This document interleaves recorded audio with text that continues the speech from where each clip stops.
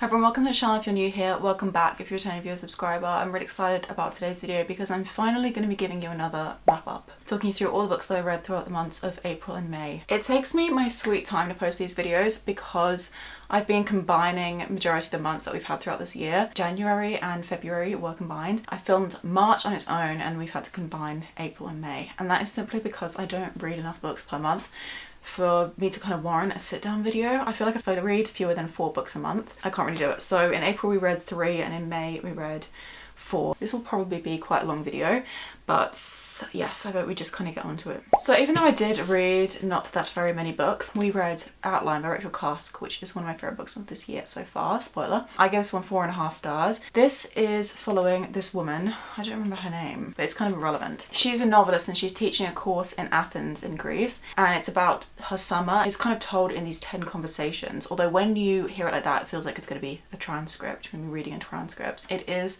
much more these like little moments throughout her trip that are narrowed and focused in on an experience of an interaction with another human being, whether that is more focused on the conversation itself or the activity they're sharing together. I love this. This is kind of everything I want in a summer novel. It's also everything I look for in a Deborah Levy. Not to pit two authors against each other, but the parts of Levy that I've loved were basically this entire book. Deborah Levy is always a 4-star author for me, or has been so far. I really, really love her work. It's never felt like a 5-star because a little spark is really just a spark. This is the blaze that the spark belongs to. I vlogged some of the experience of reading this because I took it to Crete with me. I went to Crete at the beginning of April. That feels like a lifetime ago. You can hear some of my thoughts in that. It is a bit of a drunk ramble or a tipsy ramble. Good luck. I very much enjoyed filming that video, so if you're interested in my trip to Crete with a little sprinkling in of Cusk, then please feel free to check out that video. This definitely had that 5-star feeling. I just wonder if maybe it wasn't consistent enough within that feeling. It was definitely there. There were some stories within this, or some conversations out of these 10 that I just thought were just the most fantastic thing ever, you know, 6-star territory. But some of it was very, very good. It didn't necessarily have that like electric feeling within my soul, you know, that becomes a 5-star read. I highly, highly recommend this. If this is not already on your summer TBR, or if this is a book you've been interested in and you haven't got around to it yet, put it on your summer TBR because I'm sure you will love it. There's so much description of like hot summer days in a beautiful European city, boat trips along the coast and things like that. It's just so stunning, perfect for that. So highly, highly recommend the first book in the Outline trilogy. I own book 3 in this. I haven't got book 2 yet, but I'm sure I'll pick that up at some point. Maybe in July or August, we'll see. I should be on a book buying ban. I've bought so many books recently, so maybe not. The second book that I completed in April was one that I've been reading for a little while, and that was The Fellowship of the Ring by J.R.R. Tolkien. As a fantasy lover, I thought it was a little bit abysmal that I hadn't read the Lord of the Rings trilogy. I did finally correct that mistake. I started buddy reading this with my older brother. It was either February or March. He also is very interested in this and he likes the films, or he would like to like the films. He doesn't think they're fantastic. The Hobbit films for sure, nostalgia-wise, have been pretty important in us like growing up. Lord of the Rings trilogy I'm not as familiar with, but I still had seen it before, and obviously like everyone knows the story of the Lord of the Rings. However, if you do not, in this book we're following Frodo, and he is tasked by the great wizard Gandalf to take care of the ring, the one ring that rules them all. Why is it so difficult to say? And eventually destroy it. But it's about the journey he goes on, the people he meets along the way, and those that he takes with him, his fellow hobbits, and it's just a really wonderful, heartwarming story. This was so precious, it was so gentle, it was so lovely. It also was very, very funny. It did make me laugh out loud at points. I read this via the audiobook by Andy Serkis, who plays Gollum in the films. I either physically read it or I was physically reading it and listening along, and that's because I wanted to annotate it. It is very, very annotated, as you can tell. We did then rewatch the first film right after reading this. It's like a little reward. And I definitely think I did prefer the book.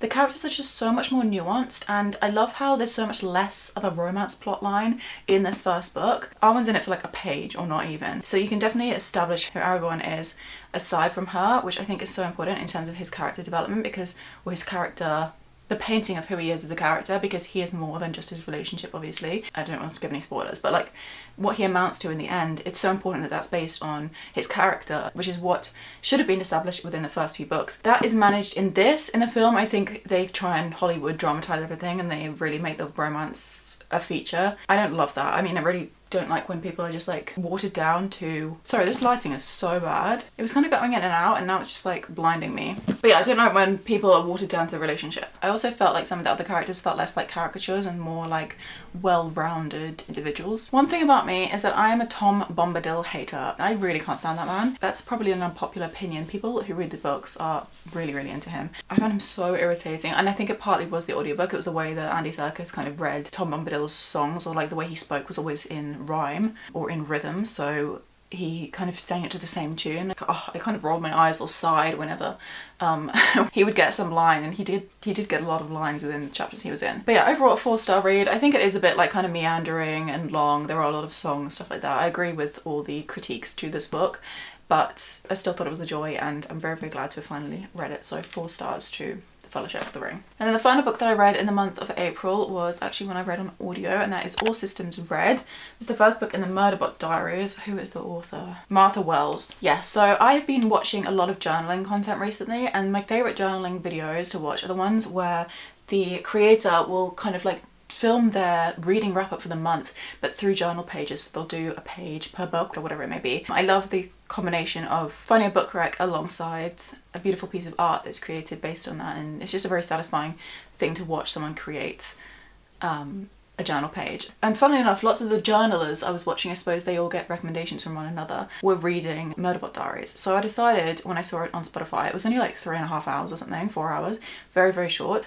I decided to give it a go. So this is a series made up of little novellas, or novella-like books. They are very, very short. It's a sci-fi. We're following our main character, Murderbot. As his name would suggest, he is kind of a robot who's sent on space missions to assist humans. The thing is with him though, is that he's always been sentient, but he's kind of decided to redirect his course. You know, he doesn't just go along with how he's programmed. He's very, very lazy. He loves to binge a TV show. So he's kind of like off the rails a little bit, but he also is very, very helpful for them. I feel like the characters in this spaceship do have a connection with him, or within his crew they have a connection with him, and they have this weird relationship with him because they're slightly wary of him, but at the same time he's very, very useful to them, and he is someone who they want to be friends with. There's some sort of hint that he may be almost like an allegory for a neurodivergent person. He finds it very uncomfortable to interact with humans, and he doesn't really know what to say when he is doing so, or he can't read them properly or know like how he should present to them. So yeah, lots of that was very interesting. I liked this. I didn't love it.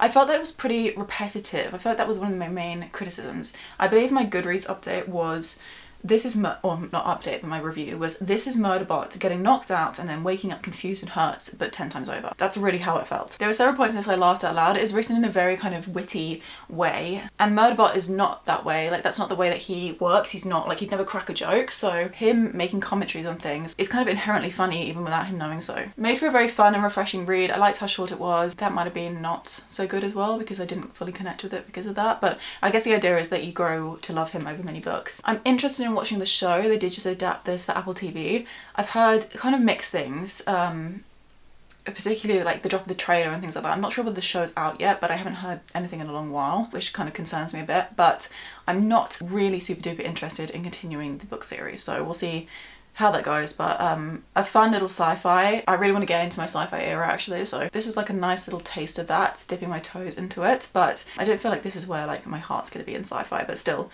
I'm glad to have given it a go because I really was seeing it everywhere. Moving on to May, I read 4 books like I said. The first one I finished off was Powerless by Elsie. This is a book I've been in the middle of for a long while, and that's because it is chunky. This is like almost 500 pages of contemporary romance.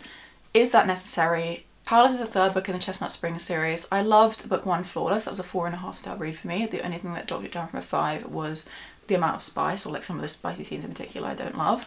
That's just my preference. Heartless was the second one. That one I gave 3.5 stars. I like that one less than Flawless, but Flawless was also like particularly good. So it was just like a very solid, like nice romance book. Again, didn't love the spice, but the rest of it was kind of fun, and I love the fan family within this series. 3rd book, Powerless, is slightly different. For one, the main character in this is not a cowboy, whereas the male main characters in the previous 2 were. This series follows the brothers within the Eaton family. Jasper, the main character in this one, was adopted by this family when he was very, very young. He's grown up with them, but he's never been fully into the kind of like ranching cowboy lifestyle. He is actually a professional ice hockey player. Female main character in this is his cousin, not really his cousin, but the cousin of his brothers. So the Eaton family their cousin. Jasper and Sloane have grown up together. I think Sloane used to spend the summers with the Eaton family. So they're very, very close. Sloane has had a crush on Jasper from the first day that she met him. And to her, Jasper has never given her a second look. This started off really, really well. I really like the mental health rep in this. There's a lot to do with grief and PTSD. Sloane is dealing with her own stuff as well. There's very much a personal journey that you see Sloane go through, and I think it's really beautiful the way it's handled. I related quite heavily to Jasper at points, and I found it pretty emotional reading how much Sloane is willing to love him despite the pain and the suffering he's gone through, how much his own head kind of fights with him over things. We discovered some parts of Jasper's personality about 50% or just over 50% of the way through this book, which I didn't really love. It was to do with his bedroom preferences. This would not usually be a problem, it would just be something that I didn't personally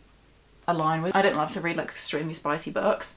That's just, again, like a preference thing. So that's not necessarily something I would dock like a lot of stars off this book for. But it did kind of alter his entire character from that point on. And it wasn't like I had a soured view of him because of this thing. The way the author wrote him, he became really, really like possessive and kind of gross in that kind of possessive way. And it really disappointed me because book 1, Flawless, one of the main themes that's discussed in there is the difference between possessiveness and protectiveness. So for this man to become possessive instead of protective, it kind of went against everything the author had kind of established within the first book. I really didn't enjoy. One of the other Eaton brothers, Bo Eaton, whose book we get, I think it's book number 5 is his, Hopeless. He's in the military, he's on a mission and he goes missing and the family don't know where he is. Obviously they're very, very upset by this and very scared for him because they're not sure whether he's even alive or dead. This causes Jasper's career to go a little bit off the rails, and because of what Sloane is dealing with as well, they decide to escape away together and go on a road trip. If my brother had gone missing in some, you know, war zone, I personally would be staying at home with my parent. I know that Harvey in this book, the father, he encourages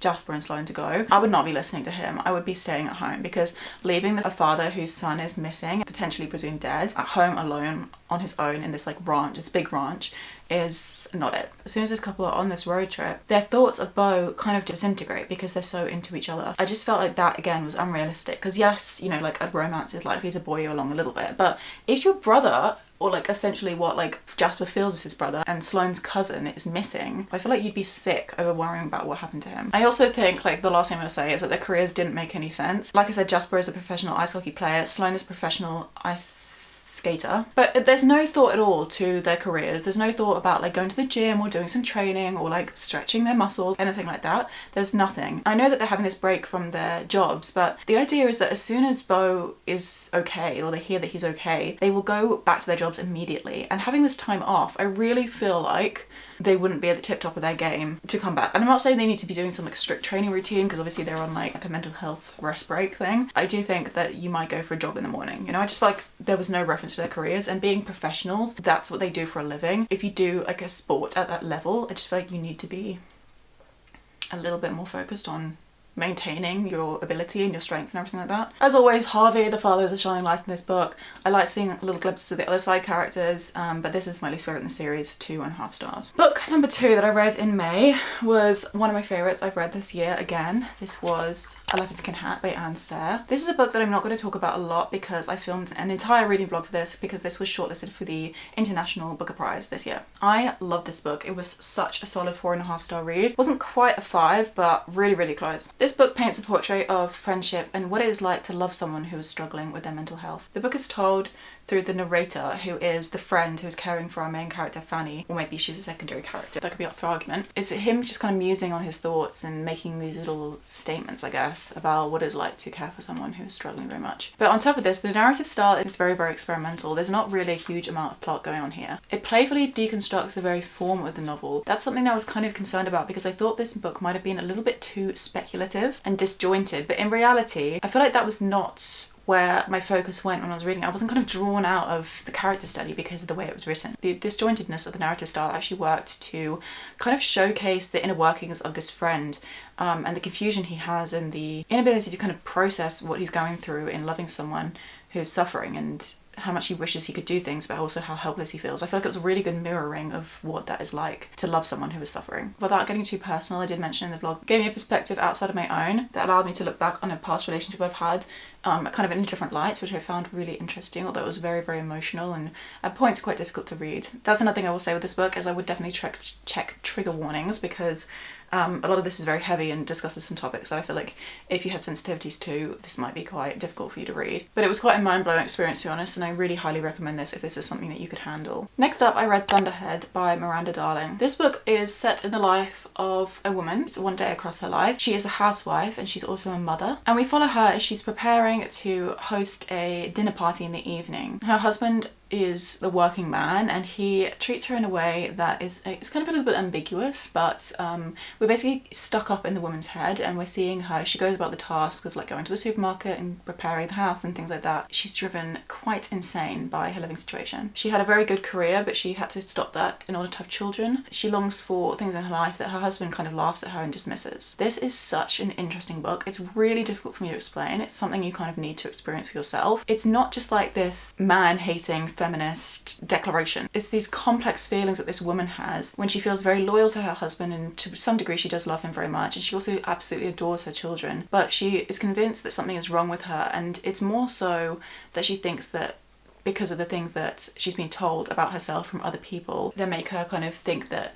unhappiness or her dissatisfaction with her own life is because of something being mentally not quite right. Like I said, this was very, very good, very cleverly written. I read it mostly through the audiobook, and I loved how it was narrated by an Australian because the author is Australian. This very much captures that like Sydney suburb kind of vibe. If you have any experience with that, then I feel like this would be really interesting. I kind of pictured the supermarkets when I was reading this because if you're unaware, I am Australian. This is a little bit too directionless for my liking, which feels weird to say because I think that partly was the point of it.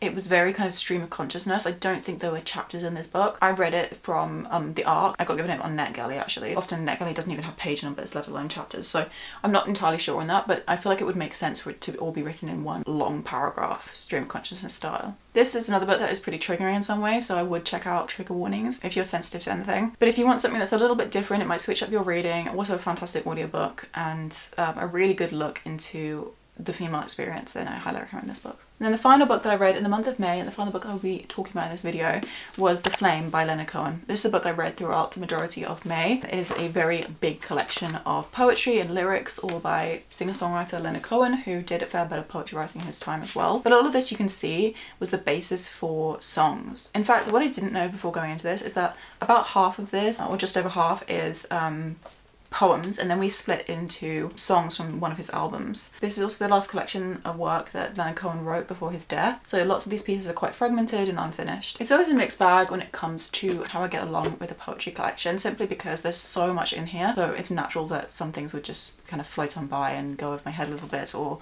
I wouldn't connect with them so much, and then some would be outstanding and really hit close to home. I was kind of sailing along with a lot of these, but the ones that I loved, I really, really loved. I felt slightly floored by how much I connected to them, and there was some writing here that was truly beautiful. I've put little pencil markings so I can go back to things, but some of this was so stunning, and Leonard Cohen just has such a presence with his voice that despite the fact that he's dead, despite the fact that he passed many years ago, I still feel like he's alive within me whenever I'm reading his work. It's so wonderful. He's got such a distinct voice, and I think, you know, that's wonderful in poetry anyway, but it means that even when I'm reading something I'm not really connecting with, I'm still really thoroughly enjoying it. It feels like I'm hearing him, you know, I'm like listening to him speak. I'm at some event where he's performing his poetry or whatever it may be. 3.5 stars to The Flame. I would recommend that one as well. I'm exhausted. Thank you so much for watching. Those are the, I guess it's 7 books that I read throughout the months of April and May. 2025 has been a very, very weird reading year. I'm really enjoying reading, and I'm going to get into the reason for that hopefully in a June wrap up, because I've already read 2 and a bit books this month, so hopefully that means we can film a 1 month only reading wrap up. Thank you so much for watching. Thank you so much for being here. If you enjoyed the video, give it a thumbs up to let me know that you did, and I'll see you super duper soon in a few days for another video. Bye bye.